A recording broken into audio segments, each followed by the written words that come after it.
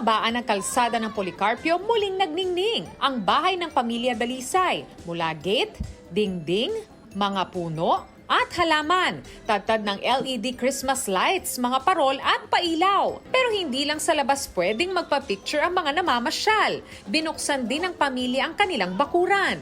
Inilawan din ang gazebo at grotto.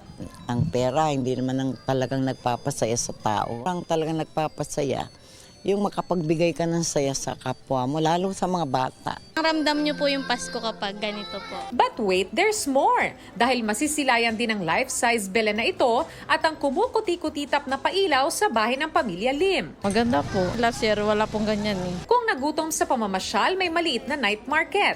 Nagniningning din ang mga Christmas display sa Pasig City Hall. Ang mga ilaw sa kanilang giant Christmas tree sumasabay sa pamaskong awitin.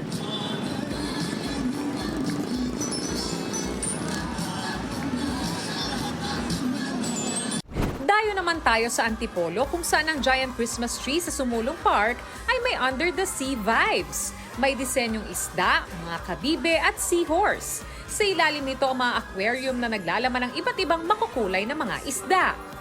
Von Aquino nagbabalita para sa GMA Integrated News.